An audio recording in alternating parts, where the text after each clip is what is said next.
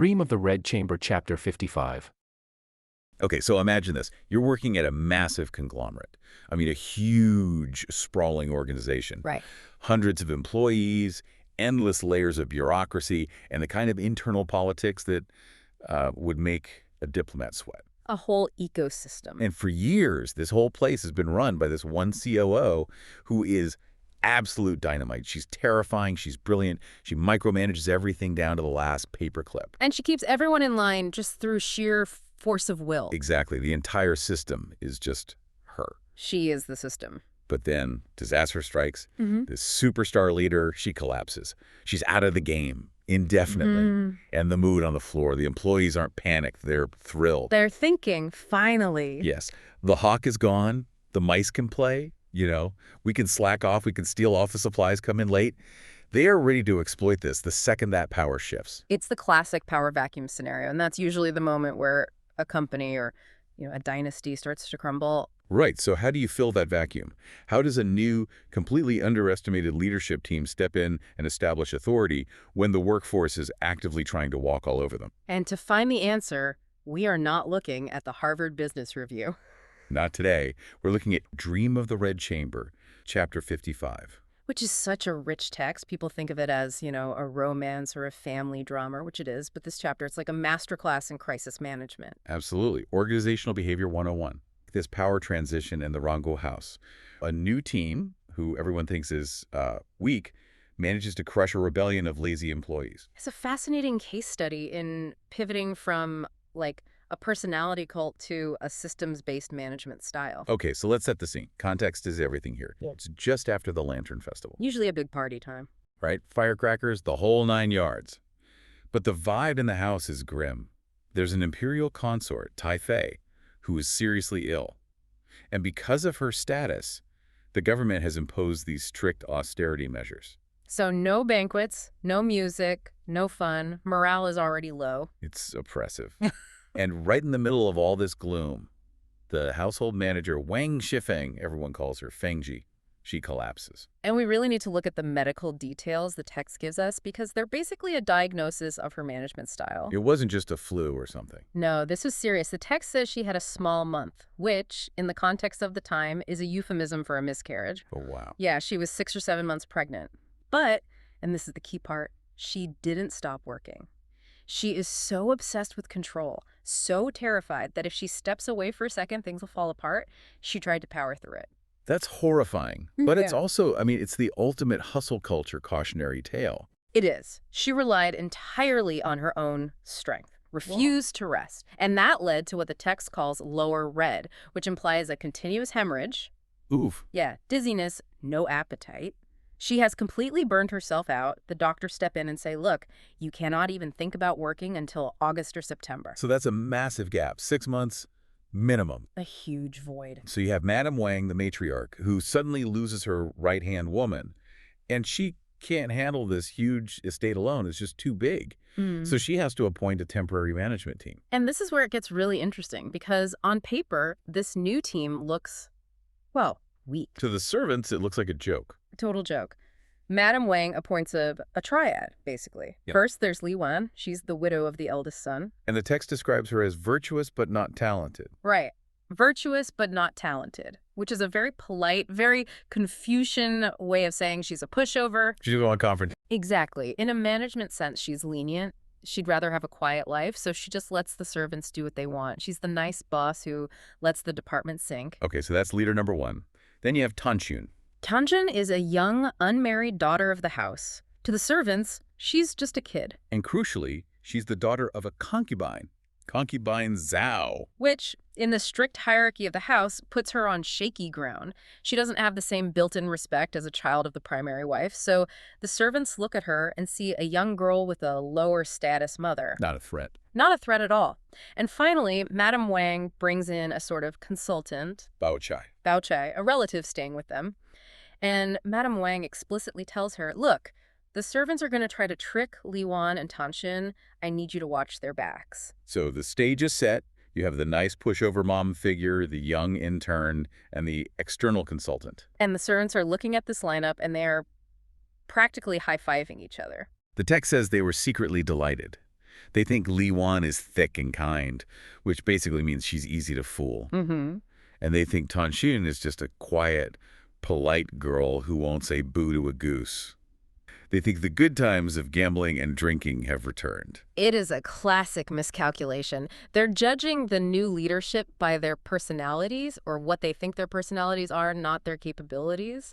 They're assuming that because Tanchun is quiet, She's weak, and they're about to learn a very hard lesson. Oh, absolutely. Let's talk about the turn, because the party does not last long. Not at all. No, the source says that within just 3 or 4 days, the whole atmosphere shifts.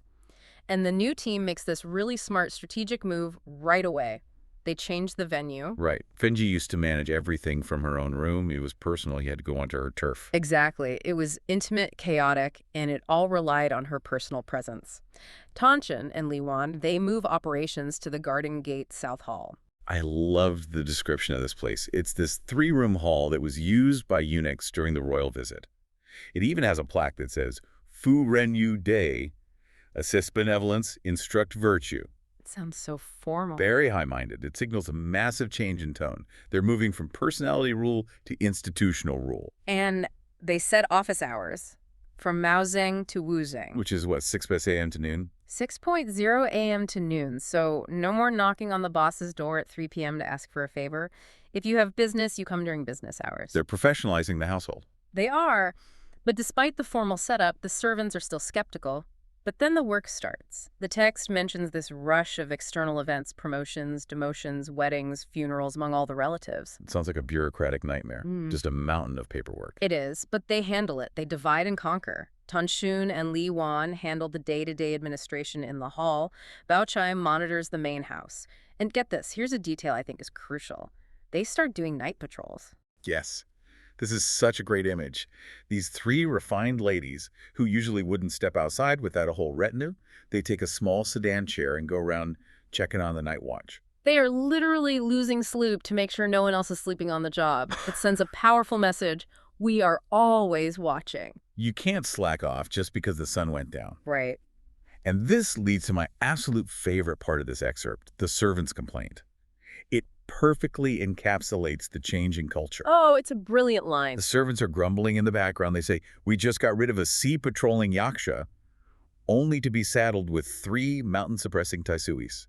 That is so rich with cultural meaning. We really should unpack those terms for Arabs. Please, what exactly is a yaksha? A yaksha is a fierce, often malevolent nature spirit or demon. In mythology, they can be protectors, but they are scary. They're loud, dangerous, volatile. That was Fengji. Okay. If you crossed her, she'd scream at you, maybe hit you, dock your pay. She was a monster, but a monster you could see coming. So Fengji is the demon. What's a taisui? A taisui is much more intimidating conceptually. Taisui is the Grand Duke of Jupiter, a deity linked to the stars and time. Yeah. In Chinese astrology, you do not offend the taisui. Why not? If you clash with a taisui, you don't just get yelled at, you face inevitable misfortune. It implies a force that is immovable, cosmic, systematic. So they're saying, Fengji was a thunderstorm, scary, but it passes. These 3.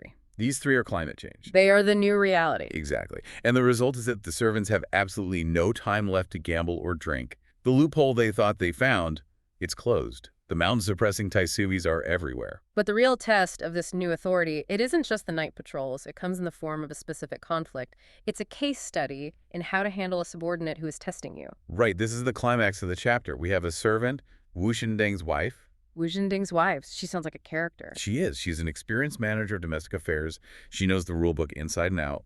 And she comes in to report a death. Zhao Guoji, the brother of concubine Zhao, has died. Now, context is everything here. We need to remind everyone. Concubine Zhao is Tanchun's biological mother. Correct. Which makes the man who died, Zhao Guoji, Tanchun's biological uncle. So this is a total minefield. If Tanchun gives him a big payout, everyone says, oh, look, she's corrupt. She's favoring her mother's family.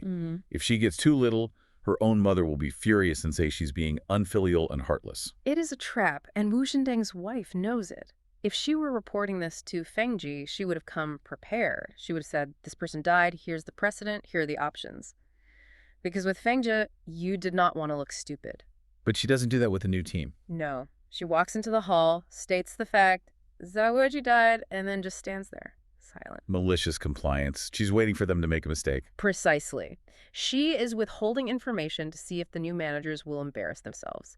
And at first, it works. That's when Li Wan, the virtuous but not talented one, she falls right into it. She wants to be helpful, be fair. She remembers that recently another servant's mother died, Jiren's mother, and they paid out 40 taels of silver, so she says, oh, just pay him 40 taels like we did for Jiren's mom. Oh no. And watch what Wu Xindeng's wife does. She immediately says yes, grabs the approval slip, and tries to bolt. She wants to lock in that mistake. Because if they pay the wrong amount, the new managers look incompetent and the servants gain leverage. All the new bosses don't know the rules. Great, we can exploit that. Exactly. But Tanchun catches it. She shouts, wait, come back. Don't pay yet. This is the pivotal moment. Tanchun steps out of that quiet girl role and becomes the executive. She asks a policy question. She asks about the distinction between a domestic servant and an outside servant. She asks, what is the standard payout for old aunts inside the house versus those outside? Why does that distinction matter? In the hierarchy of the household, servants who worked inside the main house had different contracts and benefits than those working on the external grounds. It's like the difference between a salaried HQ employee and a contractor. Okay. Tanchun knows there's a difference in the benefits package. And Wu Xindeng's wife tries to play it off. She says, I forgot. Then she adds this incredibly passive-aggressive line. It's not a big deal. Who would dare argue with you about the amount? Which is such a manipulative thing to say. Yeah. She's trying to bait Tanchun into acting arbitrarily. She's saying, you're the master, just pick a number, flex your power, who cares about the rules? She wants Tanchun to act like a yaksha, to That- act on a whim. Exactly. But Tanchun does not take the bait. Instead, she gets angry. She scolds her. She says, you have been handling these affairs for years. To say you forgot is ridiculous. You are trying to trick us. You want us to look bad compared to Fengji. She sees right through it. She just puts the cards on the table. I know what you're doing. And then she does something that every modern manager should take note of. She calls for the data. Bring me the old ledgers. Don't guess. Audit. Exactly. Wu Xindeng's wife has to go get the old account books. She has no choice. And when they open them up, the data tells a very clear story. What do the ledgers say? The ledgers show that for domestic servants, those who work inside the house, the payout is 20 taels. For outside servants, it's 40. So Li Wan's guess of 40 was wrong because she was mixing up the categories. She was applying the outside rate to a domestic servant. Exactly. But Tanchun digs deeper. She sees there were exceptions in the past. Some people got 100 taels, some got 60. And this is where the servant might say, see, it varies. You can pay what you want. But Tanchun reads the footnotes. That is the refined and detailed part of her character. She sees that the 60 taels was for someone moving a coffin across provinces' travel expenses. The 100 taels was for buying land. There were specific documented reasons for the extra money. And her uncle, Zhao Guoji. Zhao Guoji was a domestic servant living nearby. No travel, no land purchase, no extenuating circumstances. So despite him being her own uncle, Tanchun rules, give him 20 taels. ouch, Yeah. half of what Li Wan suggested, that is cold. It feels cold, but it was necessary. She proves 3 things instantly. 1, she cannot be tricked. 2, she relies on data, not sentiment or nepotism. And 3, she's actually more rigorous than the old administration. I love the reaction of the other servants in the room. The text says the women stuck out their tongues. It is that universal gesture of, whoa, she got busted. It signifies shock and submission. They realize Tanchun isn't a child, she's a shark. Wu Xindeng's wife leaves with a red face. It's such a satisfying takedown. Yeah. But I have to imagine this caused some drama with her biological mother, Concubine Zhao. Oh, massive drama. We don't have time to go into the full fallout, but Concubine Zhao is furious. She feels Tanchun betrayed her family to save a few coins for the main house. But for Tanchun, this was never about the money. Never. It was about the integrity of the system. If she breaks the rules for her uncle, she loses the moral authority to govern the hundreds of other servants. She sacrifices her relationship with her mother to save the institution. She does. It's tragic, but effective. It really highlights the difference in leadership styles. We keep coming back to this yaksha versus taisui idea. Fengji, the yaksha, ruled by fear and personal brilliance. If you crossed her, she destroyed you. But Tanchun, she's the taisui. She rules by the system, she rules by the ledger. And that is a crucial distinction for anyone interested in organizational behavior. Fengji's style is flashy. It looks like strong leadership, but it's fragile. When she gets sick, the system collapses because she is the system. Right. Tanchun, Li Wan, and Bao Chai are building a structure that can function based on rules. They professionalize the household, they set up an office, they set hours, they rely on written records. It's less exciting than a screaming match, maybe, Yeah. but it's way more sustainable. It is. The servants missed the good old days of Fengji, not because she was nicer, she wasn't, but because her personal style left cracks they could exploit. If you caught Fengji on a good day, or if you flattered her, maybe you got away with something. With Tanchun and the ledger, there is no wiggle room. 20 taels is 20 taels. The math doesn't care if you flatter it. So, and the first person who tries to sabotage her, like right out of the gate, it's her own mother. In the world of Chinese literature, Tanchun, she's arguably one of the most competent leaders in all of fiction. And this chapter is her trial by fire. It really is. It's a masterclass in crisis leadership, forensic accounting, and navigating what I would call toxic stakeholder management. Toxic stakeholder management is a very diplomatic way of putting it. It's more like your family trying to emotionally blackmail you into embezzlement. That's a blunter way to say it, yeah. But we need to explain why her position is so shaky. I think the family tree here is really important. It's crucial. This is where the whole feudal structure comes in. So you have the main wife, Madame Wang. Legally, she's the mother to all the children, no matter who actually gave birth to them. Right. And then you have the concubines. And Tanchun is the biological daughter of a concubine Zhao. Which puts her in a really tough spot. A very weird limbo. Because in the house's hierarchy, a concubine is technically a servant, a half-master at best. So Tanchun has the title of young mistress, but her birth mother is a widely disliked employee. So she's trying to manage people who've known her since she was a toddler, and her own mom is basically a disgruntled employee in the organization she's now running. Exactly. And the servants are all watching, thinking, oh, she's just a shy, unmarried girl. Her mom's a nobody. This will be easy. They are ready to raid the treasury. So Tanchun sits down at the desk, day one, and the first challenge walks right through the door, and it's personal. It's her biological mother, Zhao Yinyang. And she doesn't come in quietly. No, the text says she comes in wailing, crying that everyone is stepping on her. She uses this metaphor that she's been boiling like oil in this house for years. She's playing the victim card, hard. But what's the actual issue? What's the specific problem? It comes down to money and respect. Her brother, Zhao Guoji, has just died. And because he was technically a servant of the family, the estate owes a funeral payout. Okay, that sounds pretty standard, like an HR policy. It is standard. But Zhao Yinyang wants more than the standard amount. Her logic is basically, my daughter's in charge now, you've got the checkbook, you have to help us. She's expecting nepotism. Yay. Plain and simple. It's our turn to get a little extra? Exactly. She's thinking emotionally, show me you respect me by giving me more money. But Tanchun knows. She knows everyone is watching this first move. If she breaks the rules for her mom, it's over before it even started. So what does she do? A weaker person would just, give her the extra cash to make her stop screaming. But Tanchun doesn't, and I love what she does. She doesn't fight emotion with emotion, she fights it with data. She brings the receipts? Literally, she physically pulls out the account book, the ledger. The text shows her flipping through the pages, looking for the precedent. And she finds it. She finds it, and she reads it out loud for everyone to hear. A few years back, another concubine's relative died. The payout was exactly 20 taels of silver. So she's saying, look, this isn't me. This is the policy. Yeah. This is the ancestral rule. Precisely. She tells her mother, if I change this, I am disrespecting the main family. She's drawing a hard line between her personal feelings and her professional duty. But it's not like she's being cold about it. This is the gut-wrenching part. She's not a robot. Not at all. And that's the key. She's weeping through this whole confrontation. She's heartbroken that her own mother is the one trying to sabotage her. And then the mother, Zhao Yinyang, she realizes she's losing, so she throws this low blow. The uncle debate. Yes. She says, your uncle just died and you won't even help. Which is such a cultural landmine. When Zhao says your uncle, she means her brother, Tanchun's biological uncle. To us, that seems obvious. But Tanchun snaps back. She says, who is my uncle? It sounds so brutal, but she's asserting the legal feudal hierarchy.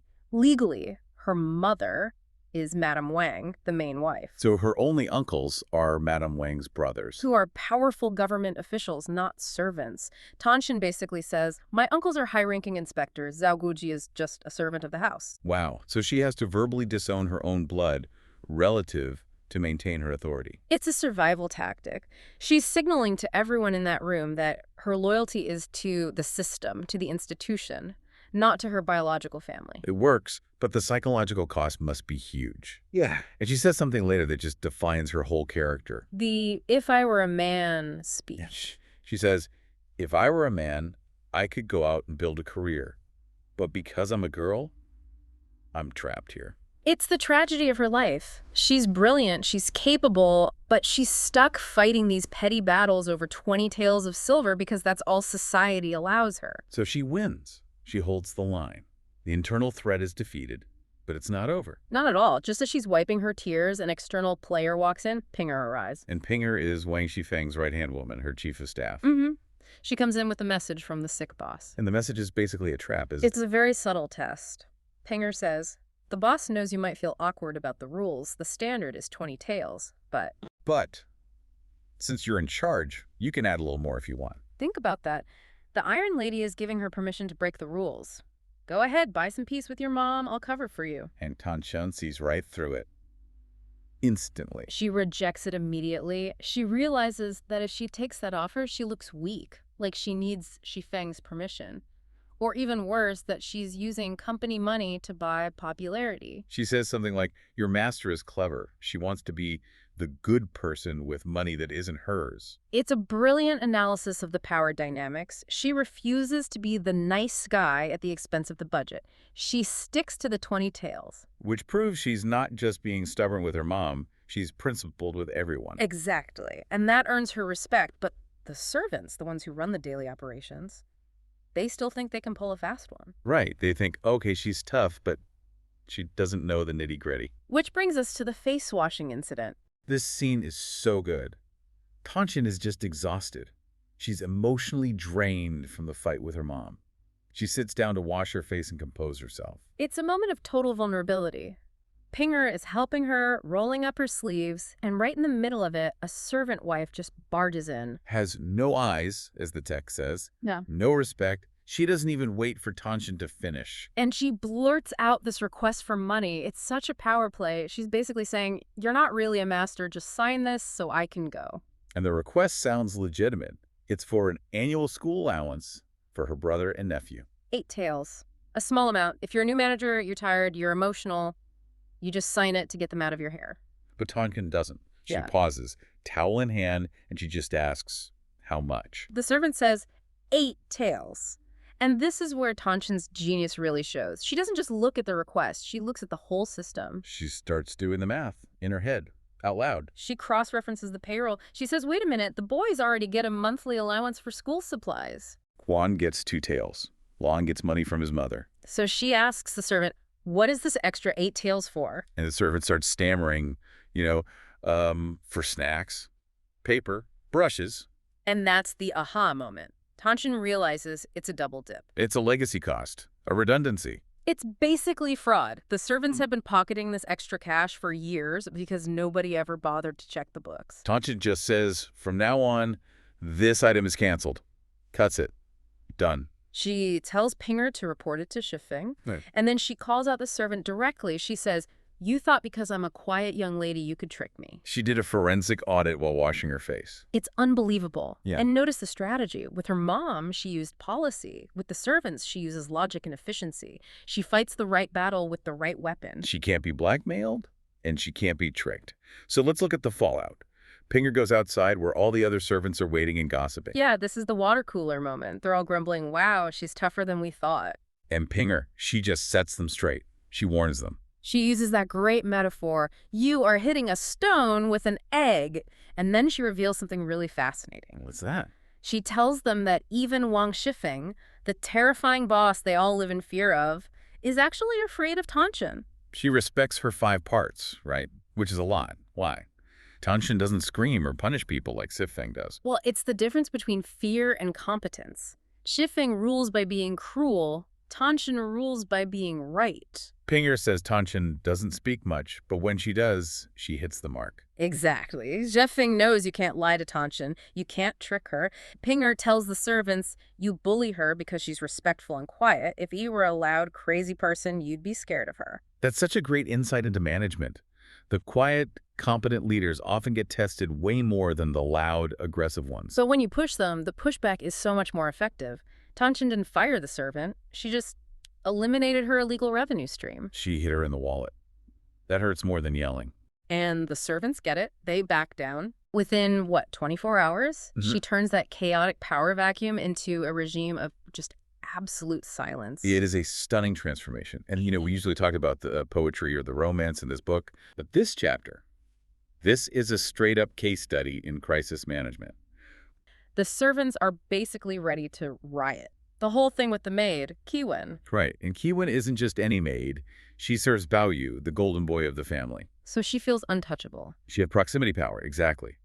If you serve the favorite grandson, you think you can get away with anything. So she just strolls into the office to ask about wages. But it's how she does it. She doesn't stand and wait. She tries to sit down on the personal bedding of Pinger, Xifeng's right-hand woman. It's such a subtle power move.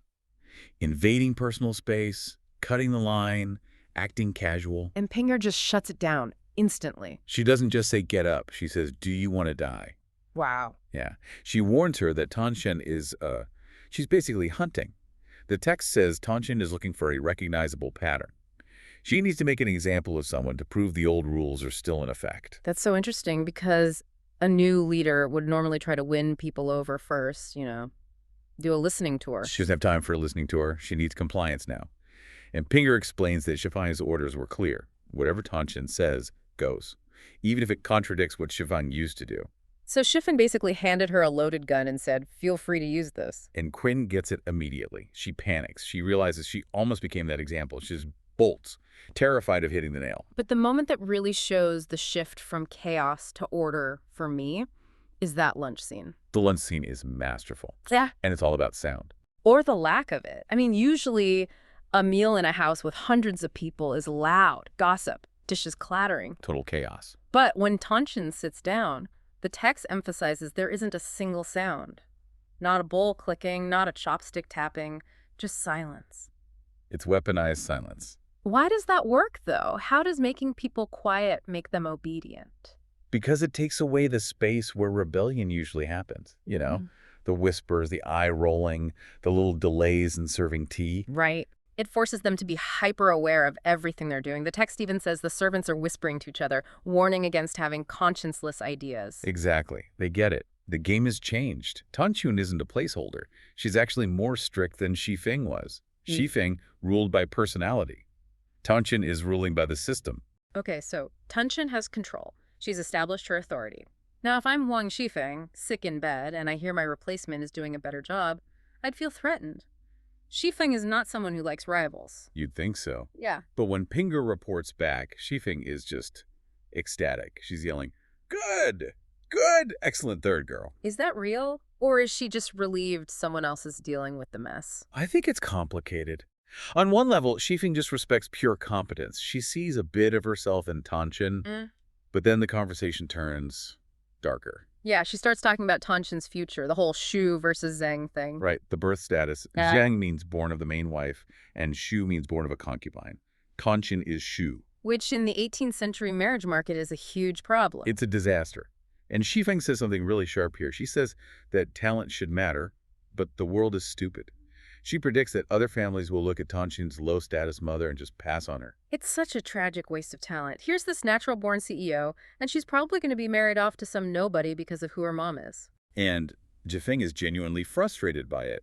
She says any smart family would realize Tanchun is 100 times better than a legitimate daughter. It's one of the few times Xifeng critiques the system that put her on top. She sees how inefficient it is. But I feel like there's another layer to her support for Tanchun. It's not just admiration. Oh, absolutely not. It's desperation. Yeah, the admiration is the surface. Underneath, it's just sheer panic. Because right after praising her, the mask comes off. She starts talking to Pinger about the family finances. And she uses that phrase. She says she's riding a tiger. Which is a terrifying image. It means you can't get off or it'll eat you. She can't stop the spending, the fancy parties, or the family loses face and collapses. But if she keeps going, they're going to run out of money. She actually breaks it down number by number, and the numbers they're hard to grasp. She says they need dowries for 3 or 4 girls, at around, 7,000 to 8,000 silver taels each? Each. And to put that in perspective, A regular servant in that house might make 6 taels a year. So 8,000 taels is It's over 1,000 years of wages for a normal person for one wedding. And she needs to pay for 3 or 4 of them. That's just staggering. And then there are the weddings for the boys, another few thousand each.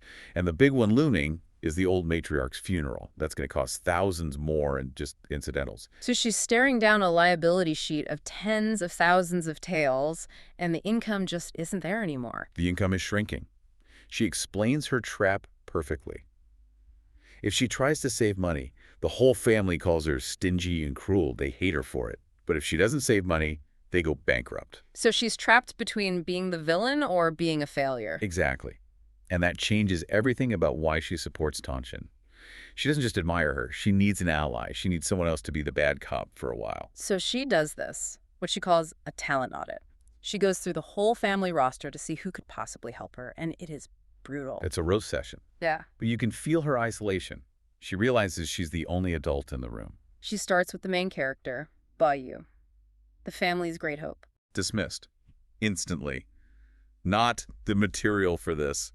He's useless for management. Okay, what about Li Wan, the widow who's technically co-managing with Tanchun? She calls her a Buddha. And it's not a compliment. She means Li Wan is passive, a statue. She's too nice to make the hard calls. And the other brilliant cousins, Yu and Chai. Yu she calls a beauty lamp. A beauty lamp. It's perfect, really. Yeah. Beautiful, bright, but fragile. A slight breeze and it just goes out. Yu's too emotionally volatile for this kind of work. And Chai seems competent. Very competent. But Xifeng says she operates on a don't ask, don't tell policy. She protects herself. She won't get her hands dirty with the Jia family's mess. Then we get to the insults that are actually funny. She talks about the younger boys, Jia Huan and Jia Lan. She calls them singed little frozen cats. It's such a specific, cruel image. A pathetic little cat, frozen stiff, just looking for a warm stove. It means they're cowards. They have no spine. So after all that, she's left with one person. Only Tanchun. She's the only one with the heart and mouth, the courage, and the ability to do the job. And Xifeng realizes that Tanchun's difficult upbringing with her mother has actually made her tough. It gave her grit. So Xifeng decides on a strategy. She's going to back Tanchun completely. But it's how she does it that is so clever. She tells Pinger that Tanchun is going to come after her. After Xifeng. The catch the king strategy. Exactly. Capture the thief, capture the king. Tanchun can't just pick on a maid to establish her power.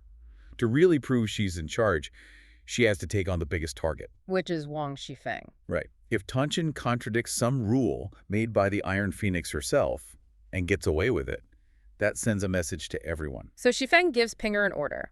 When this happens, do not defend me. Strategic surrender. Okay. It's brilliant. She tells Pinger to let Tanchun win publicly, let her have the authority. By taking a hit to her own ego, she empowers Tanchun to do the dirty work of cutting costs. But here's the twist. Pinger just laughs. She says she already did it. This is why Pinger is the secret MVP of this whole book. Just says, I knew you were going to say that.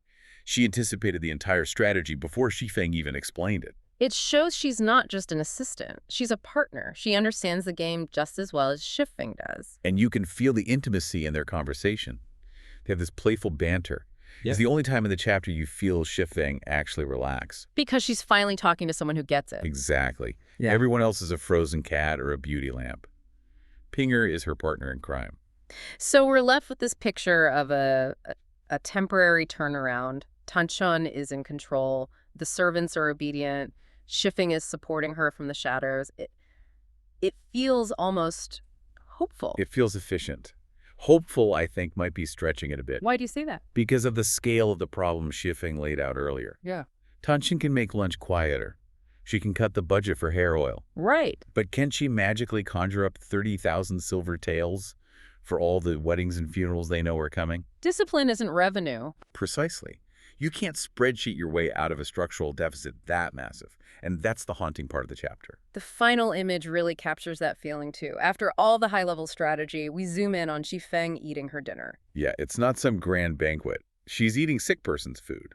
A little porridge, a couple of salty dishes, and Pinger is eating beside her, half standing. It's so quiet. After all that talk about tigers and power and thousands of tails, it's just two exhausted women eating porridge. It really underscores how fragile it all is. Xifeng is the most powerful woman in this world, and she's reduced to this. And she knows that even with her own brilliance and with Tanchun's fresh energy, the math just doesn't work.